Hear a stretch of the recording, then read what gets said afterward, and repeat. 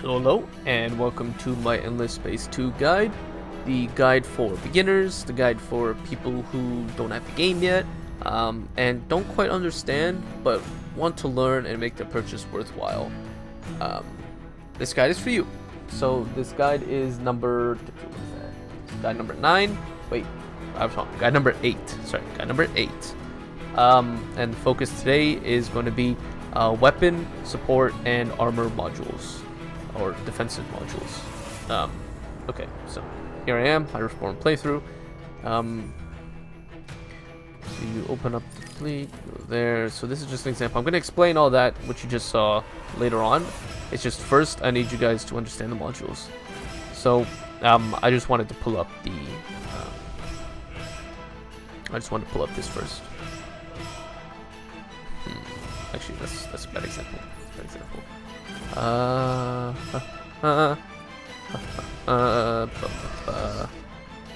This is a good example.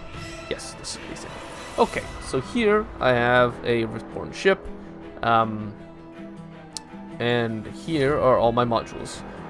You can see here in the little circles that only a certain amount of modules can be placed, and if you look at that empty ship slot, this one is classified as a heavy mount, so the DPS that comes out of here is doubled, but so is the cost. And this is just an empty standard slot. When you get to the bigger ship, the carrier class ships, there's going to be a couple of these, and even I think depending on the race, the hunter class, the offensive variation of this tier might even have 2 of these big ones, or one bigger one. I don't know. I think there's one more bigger. Anyway, I just want to start with the weapons. So just take it slow. So think of it almost like a pyramid, right? So there's a lot of variations for the weaponry. There's 4 different types. There's kinetic, which is this. Kind of think of it like bullets. There's the beams. And you can see in the pop-up this window that appears at the top of it. It says what weapon module it is. If you ever get confused, but you can generally tell by the picture. So, kinetic, beam, lasers, and missiles. Right. All of those can be broken down into projectile energy versus projectile damage versus energy damage. Okay. Lasers and beams are energy, and kinetic and missiles are projectile. So if you hover over them, you mouse over them, in the little pop-up window at the bottom, it says ranges, right? Each weapon is specifically built for certain ranges. The slugs and the lasers, the kinetic and the laser modules, those can work at all 3 ranges, and they're effective at 2 of them. They're optimal at 2 of them, and they're effective at 1 of them, right? So, the kinetic is optimal at short and medium, and effective at long, and the laser is optimal at long, medium, and effective at short. So, those are the kind of all-around weapons. Those are the weapons I actually tend to like to use. But here, right, is the beams and the torpedoes. So if you look at the ranges on those, just look at the range. It's optimal at short, and it's average at medium, 50% versus 100. Okay, it's very specific. And the torpedoes are optimal at long and effective at medium, right? So the specific weaponry, they tend, right, if you're looking at the same tier of, if you're comparing the same tier of missile's the ranged variant, versus the laser, which is the beam, the energy equivalent, right, of ranged weaponry. If you're looking at the same tier and comparing them, generally the specific ones will do more damage, generally, because there's got to be an upside to having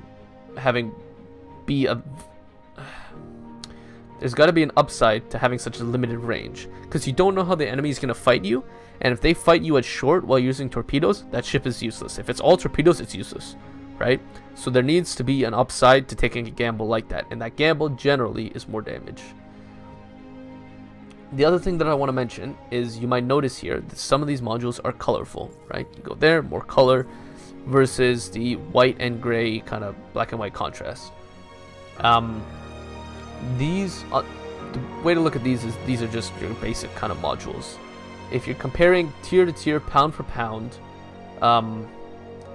this laser, basic hell array laser, which I believe is the highest tier laser you can get, that's basic. You know, if you just look at the damage stats, it's 17 damage per second, 5% crit chance.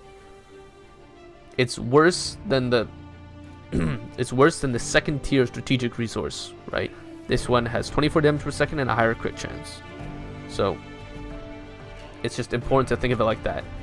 The only upside to using this module, on opposed to using the strategic module one, is that this one, if you look at the very bottom of this pop-up, it shows the cost. This one costs 41 industry versus 38 industry. So it doesn't require sorry. This one costs 38 and 2 antimatter. So the benefit to using the basic hell array laser, for instance, is that it doesn't use the strategic resource. So I might have 0 antimatter, or I might have a lot of antimatter, but I've run out my reserves, empire resources completely gone, let's say, right? So in that instance, I might be desperate and I'll choose the basic hell array laser for some of my ships.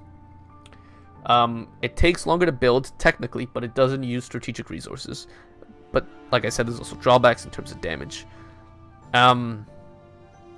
If you hover over them, actually, these special strategic ones, even though I'm comparing, you know, beam for beam, right? Even though I'm comparing them, well, actually, that's not true.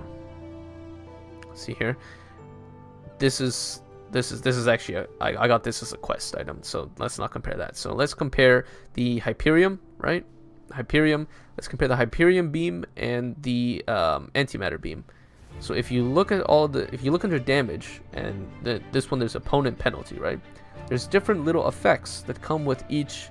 See, this one talks about damage to shields. So there's different little effects that come with each ship. So even though it's the higher tier and it does more damage, maybe you want the cool little bonus that comes with that CERN module, right? Flotilla collateral damage received, opponent weapon accuracy. You know, that one is just straight damage, but it's just important to kind of think about that, you know, if you want to go more in depth and customize your fleet even deeper. So my voice is actually, I'm drying out my mouth over here, and I'm only going to do one of 4 modules. So next, pretty straightforward actually, this one is the armor module. Defensive ship modules. So just like the last one, there's the standard industry based, and then there's a little bit less industry based, but also uses strategic resources. A strategic resource. So this one, similar to the weaponry, is split into projectile and energy. Projectile based defense is the hull plating. It's just called hull plating. You can tell by the picture, and that's the only thing you have to work off of. The little circle represents shielding, and that protects against energy defense and only energy defense. This only protects against projectile defense. But if you mouse over them, you can see the little effects that the plating gives a health bonus, right? And then there's also a cool little bonus. And this gives a health bonus and a little bit of crew defense. This also gives, so all the modules give a little bit of health bonus. So regardless of whether or not it's projectile and damage being fired at you or energy damage being fired at you, you know, you'll still get a little bonus when choosing. So I like to get it pretty balanced, but you know, if you want to go into detail, right? Generally, when you're fighting an AI, I can't speak for a real person because I don't play the multiplayer in this game. It's kind of hard to get one going. But when you're fighting against an AI, generally, they will stack their weaponry onto either projectile or energy for the most part. You'll see a little bit of, you know, a mixture, but, you know, don't be surprised you know, if you see a ship completely like that, or it could look something, you know, like that, where it's a little bit of projectile because I just put the slugs, and then it's a lot of energy, especially since this is a big the slot. It's a big slot, so it doubles the DPS. So, you know, when you first fight with another civilization, another empire, you can figure it out. You know, they're okay, fine. They're mainly using projectile, so let's get some hull plating in here. Maybe I'll put 3 hull plating and then 1 shield in case they switch it up a little bit. You know, cover your bases. So it's just an important thing to kind of, you know, if you want to, you can adapt it on the fly. And just like the weaponry, the strategic resources, you have to be careful because you don't want to stack a ship. I could have 0 adamantium in my empire, or I could have very little, and I'll stack a ship with hull plating, and then I'll only be able to make 1 of them. So, you know, adapt it to what you have and what they have. It's just what I'm trying to say. That's the takeaway here. Next is the support modules. So some ships, I'll create another ship to show you in a second, but what I have here is a coordinator. That's the role. It's split between, in terms of combat-based ships, there's coordinator, which is kind of the defensive support module ships. There's the hunter, which is the kind of offensive, and then there's the carrier, which is just really big hunk of meat. Its main focus is squadrons, but it has big weapon slots that you can put just huge guns on it. And the reason why I just explained that whole thing is because some of these modules are specific to coordinator ships, support ships, right? For instance, this one, the fleet shield, right? So when I put that in, it gives energy to my flotilla. I'll explain exactly what a flotilla is in a later video when I show fleet combat. The flotilla is not. It's not this. Hold on. No, I'll explain later. Okay, but you know, for example, this is a support module that can only be built on this ship, right? And there's a whole bunch of different types if you look at it, right? So every time I destroy a command point, right, this counts as 3 command points. This big one. You know, this smaller one, that's 1 command point. You could even see it there in the little pop-up at the bottom. It says command points 1, and the prime command points should be 6. Yeah. So there are bonuses that are based off command points, right? So, you know, as you go and unlock them, you get them through quests, you get them through researching technology. You know, it gives you all these little bonuses, and you have to kind of balance it out. One thing I should mention though is the speed of your fleet is determined by the slowest ship. So I could have a ship, right, where it's like this, where I take all my support modules and I just pack it to the brim with just random garbage, right? No speed modules to be seen here, and movement of this ship is currently 8. So I could build another ship where it's like this, right, where I just strap just a bunch of engines on it. It's just a machine. Oops. Double click? I can't double click. Okay. I always just drag it, but you can double click. Where I just strap a bunch of engines to it, and now it's 20. So I could have 5 of these in a fleet, and I'll think, wow, I'm gonna move 20, but because I have 1 slow ship, I'm gonna move only at 8. So keep the designs consistent with what you have. Another cool little one though is I'm a pretty big fan of this one, where it buffs the fleet movement points. So right now this individual ship only moves at 11 because it's only got one engine slot. I'll just strap a bunch of these big boys.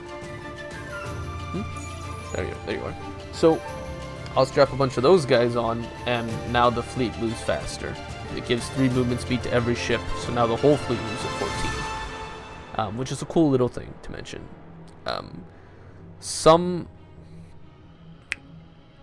The bigger ships will have support modules. The Hunter class, the Tier 2 class, will also have support modules. The carriers have them. Hero ships also have support module slots, but they can't use all of them. Let's just open one up, for example, right? So here's my Hunter class. It says right there, it's my Tier 2. And it should have, yeah, so This one only has one support slot, so I'll put it there, right? I'll just put an engine to it. That's generally what I would do. But if you look here at the options, right, that it has to work with, the list is a lot shorter, okay? I can, you know, put additional manpower, and I can get some bonuses for, you know, sieging, but I lose a lot of the stuff that talks about gaining, you know, influence, gaining dust, gaining science for destroying control points. I don't get any of that on this ship. You know, and it's the same with this one. Where all my support modules go, I don't have nearly as much as I do here to work with. So it's just important to keep that in mind. Yeah. This is also kind of a nice one. Increased chance of targeting. I like to strap these guys to my support ships, so they focus on my support ships, because those ones are tankier, obviously. I'm going to get out of there quickly, because I just want to show you the hero ships. Just... oh, Jesus. Let's choose this one. So here, right, you can see the options that I have to work with. It's a little bit more, but you know, the big one, I just like to put some drones on them, because sometimes you need drones. You know, just put an engine and a drone on it. That's why I like to do my hero ship. Okay, I kind of slipped into a tangent back there, but there is one last module that I forgot to talk about, and that is the squadrons. The last big update that came out, I don't remember exactly when it was, but it implemented squadrons, which is kind of cool. Because before, the carrier ships used to be just like these big things with just a lot of guns, but now you can choose between guns or the squadrons, seen here by the 3 chevrons. So I just strap those guys on, and they actually count towards your projectile damage.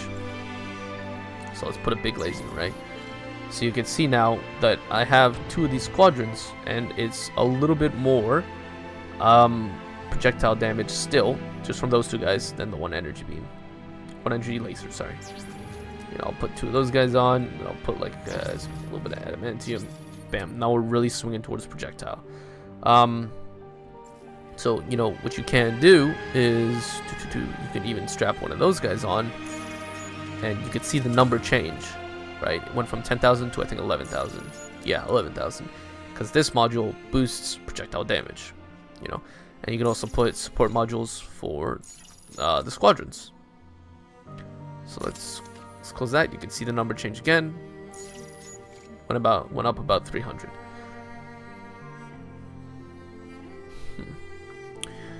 So yeah, that's just something that I wanted to quickly mention, because squadrons are pretty cool. There's the bomber. I'm gonna compare just the white ones.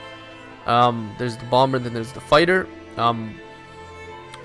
If I recall correctly, the fighters will generally target other ships, other like squadrons, while the bombers will go straight for enemy big ships like this. And you can just see there, it has various amounts of protection, damage. It varies slightly. Yeah,